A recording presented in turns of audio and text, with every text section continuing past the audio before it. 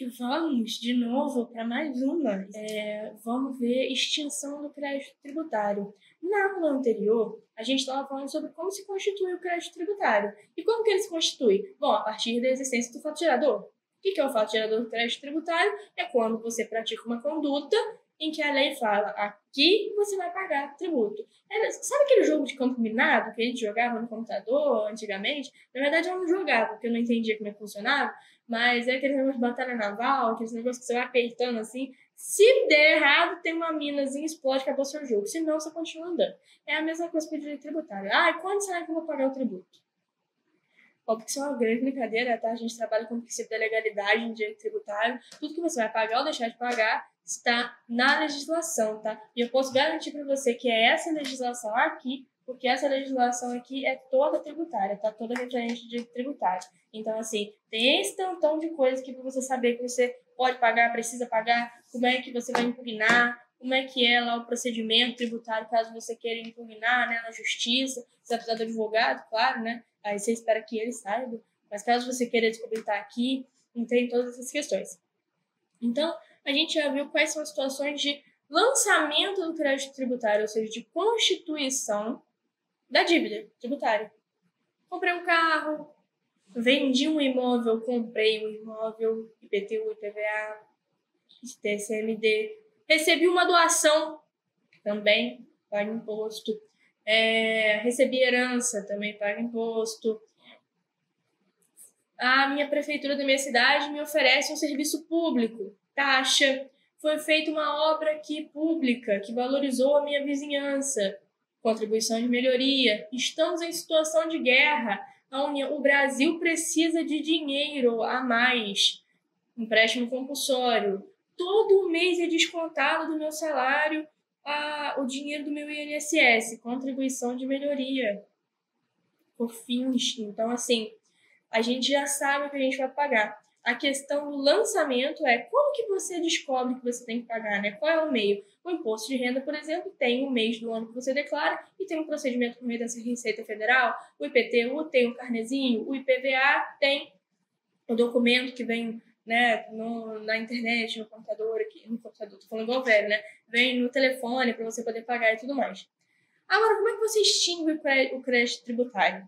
A gente não vai trabalhar todas essas formas, tá? Porque nem todas elas interessam a gente aqui. A gente vai trabalhar só as que interessam, tá claro? Primeiro, como é que você extingue o crédito tributário? Pagamento. É igual conta. Tô devendo, meu nome tá no Serasa. Pagou, acabou. Nem que seja num feirão, assim, limpar nome. Um feirão para limpar nome. O governo baixou a dívida. Né? Às vezes, quando entra um novo presidente no governo, ele quer facilitar a vida de todo mundo. Então, ele dá, anistiei a dívida de todo mundo. Deixa para lá. Então diminui. Passa para R$200. Tem essas questões. Então, nem que seja assim, você paga.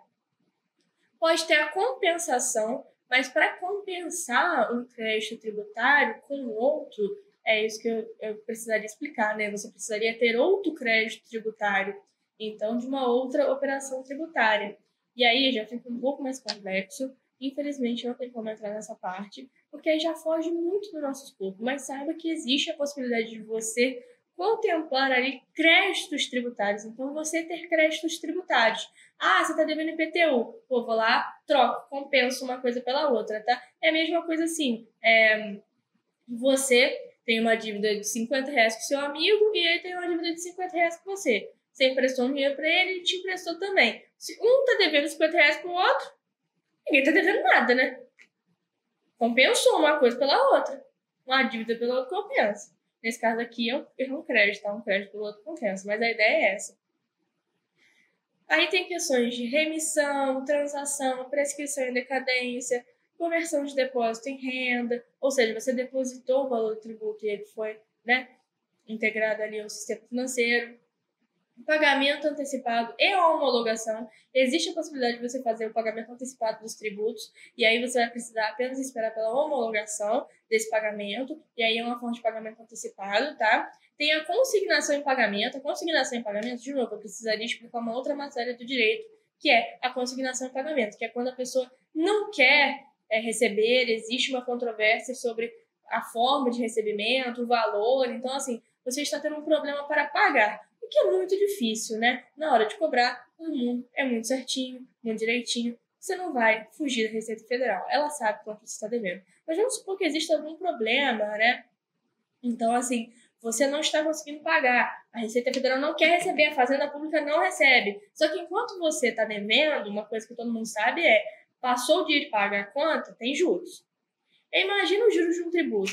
Vai ficar dando juros, daqui a pouco você não consegue mais pagar. O que você pode fazer? Você vai na instituição bancária e você faz a consignação em pagamento. Ou seja, você enfia na conta da pessoa, enfia na conta da fazenda. Ah, você não quer? Toma. Enfia igual abaixo, igual criança. Ah, não vou tomar remédio. Vai, enfia e vai tomar remédio. Acabou. Ah, eu vou consignar em pagamento. Você pode fazer, né, o pedido judicial de consignação em pagamento. Então, assim, existe todo esse outro lado que eu precisaria explicar e também acho que foge muito do nosso escopo aqui, porque ficaria muita matéria misturada, tá? Então, eu prefiro não mexer muito nessas situações. A consignação em pagamento, eu acho que é muito difícil acontecer. Se tem lei, tem história, claro.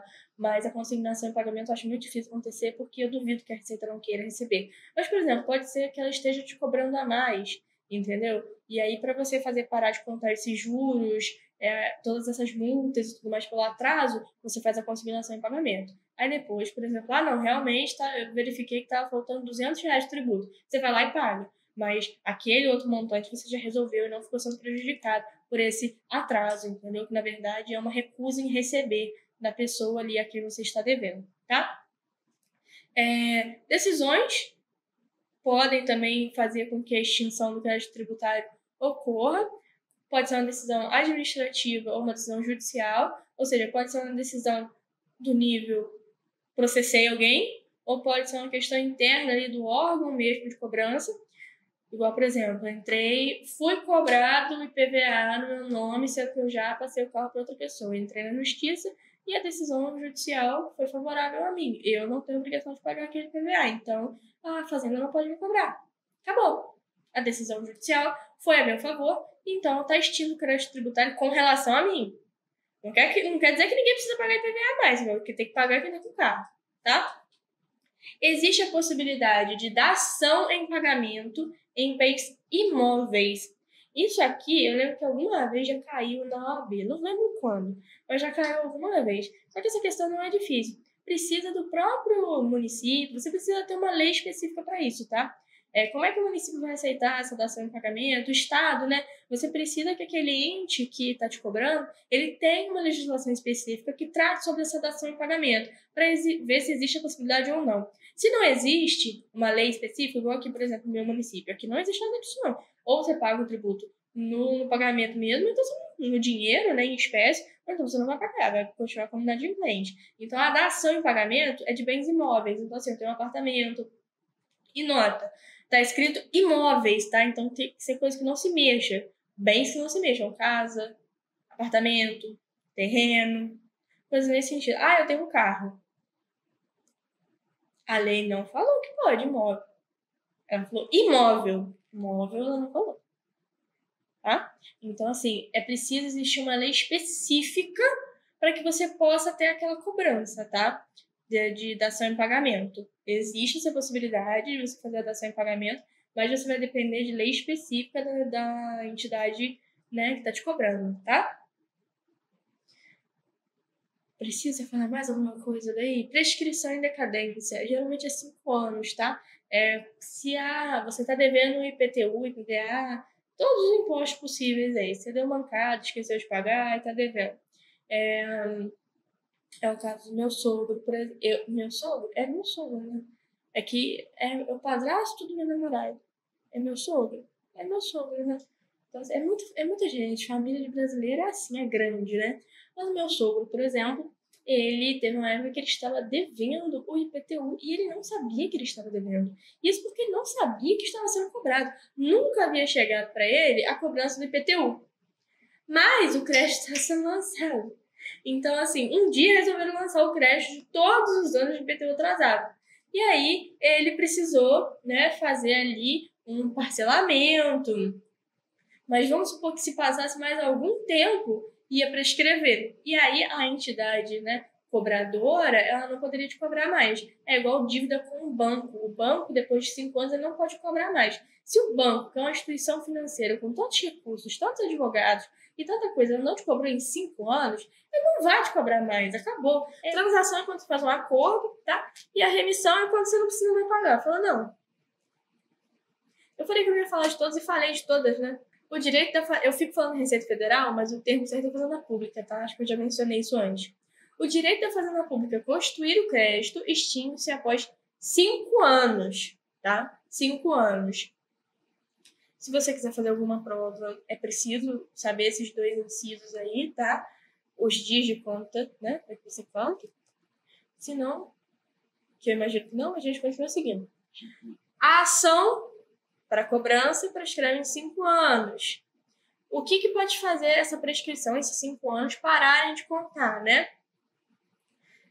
Você ser executado fiscalmente, por favor, ninguém vai te matar. Execução fiscal é quando vai pegar seus bens, né? Vai penhorar suas coisas para você pagar. E aí inicia-se ali o processo de execução fiscal, vai te cobrar compulsoriamente ali, tá? Já que você não se propôs a pagar, nem a fazer nenhum tipo de acordo, uma transação, nem nada, a gente vai te cobrar agora de forma direta, então intervindo arbitrariamente no seu patrimônio, tá? Isso é execução fiscal. É execução fiscal do seu patrimônio, não sua, tá? Não existe isso não. Então, quando é determinada a execução fiscal, a prescrição acaba, porque nesse caso a entidade administrativa está tomando uma decisão de te cobrar.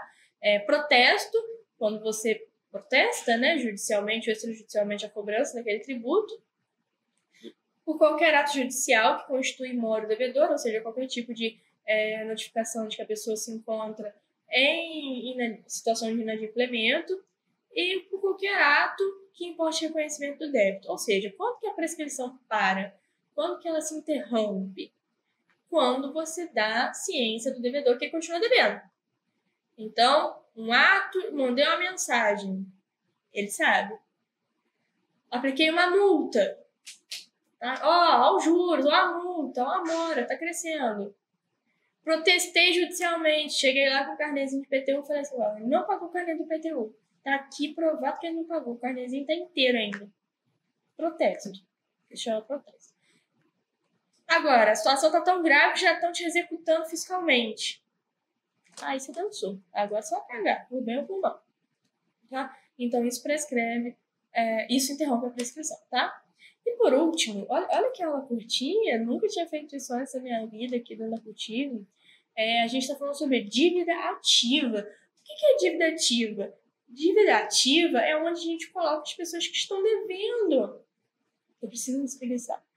A dívida ativa é onde a gente coloca as pessoas que estão... A gente não, eu não coloco ninguém lá não. Mas a dívida ativa é onde são colocadas as pessoas que estão devendo. Então, passou o prazo para você pagar. Tá devendo. Eles nunca colocam direto assim em dívida ativa. É tipo SPC Serasa. O que é uma medida um pouco drástica, né? O seu nome fica sujo, você não consegue pegar empréstimo, fica difícil para você fazer outras compras, né? Enfim, seu nome fica sujo, ninguém quer fazer negócio com você. Então, isso é dívida ativa. Quer dizer, isso é um problema que tem aí do seu nome ser inscrito nesses lugares como a SPC Serasa. Só que como a gente está tratando de direito tributário, aqui não é SPC Serasa, aqui é dívida ativa. E dentro da dívida ativa a gente coloca essas pessoas que não pagaram.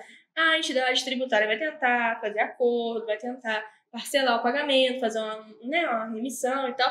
Mas se não conseguir mesmo, dentro desse prazo de 5 anos, você vai ser colocado dentro da dívida ativa, que nada mais é um cadastro de pessoas que estão devendo ali, né? Seu nome fica sujo, tá? Para você ser inscrito em dívida ativa, tem que ter ali alguns requisitos que estão no artigo 202, como, por exemplo, o seu nome, o domicílio, né, claro, quem você é, onde você mora, quanto que está devendo, de onde que veio essa dívida, né, é IPTU, é IPVA, não pagou o talãozinho, as provas, né, a data em que você está sendo inscrito, e se você já estiver sendo processado administrativamente, ou se você já entrou em um processo administrativo tentando contestar aquele crédito, né, que você está tentando pagar, você pode colocar o número do processo também, tá? Coisas nesse sentido. A inscrição em dívida ativa que faltar com algum desses requisitos, ela é inválida, tá? Você pode contestar. Não tem problema nenhum, sabe o que vai acontecer? Que ele vai lá, vai arrumar e vai te colocar de novo. Mas você pode contestar, existe essa possibilidade, tá bom? Então, isso é dívida ativa. Ah, ontem a gente falou que as pessoas que são devedoras tributárias, pessoa que não paga IPTU ou sonega, sei lá, coisa nesse sentido, dívida ativa, tá? Você pode pedir também, caso você precise, para algum concurso, uma compra, sei lá, né? Eu não sei. Eu não consigo pensar agora numa situação para qual você precisaria disso. Mas você pode pedir uma dívida, uma certidão negativa, né, para a entidade administrativa. Uma certidão negativa é uma certidão que vai comprovar que você não está devendo nada, então que você está completamente quitado. Às vezes você quer pegar um empréstimo na Caixa Federal e ela pede para comprar uma casa, sei lá, e ela pede que você mostre que você não é devedor de lugar nenhum. Então ela vai te colocar ali, né, eu não devo SPC Serasa, você pega lá os comprovantes, e você pode pegar da dívida ativa também, pegar ali uma certidão negativa, ou seja, negativa de débitos, né? Então você não está devendo nada pelo menos até aquele momento, a entidade fiscal, tá? E aqui falando Receita Federal, Fazenda Pública, é tudo no mesmo, tá? A teoria é a mesma, errando o nome ou não. É hora de parar. Um beijo, até a próxima aula. A gente continua aí no estudo de direito tributário. Não desiste. Se você não entendeu, é o que eu falei. A gente demora numa graduação 5 anos para completar o curso. Não é porque você ouviu 5 minutos da aula que você vai entender tudo. Não estou te desmerecendo nem desmerecendo a sua capacidade. Estou falando que às vezes a gente precisa falar, realmente, talvez eu esteja sendo muito duro comigo mesmo, eu preciso de mais tempo. Aproveita que isso aqui não cai no Enem, não tem que fazer calendário de estudo nem nada. Estuda com calma, com carinho e com amor, tá bom? E até a próxima aula.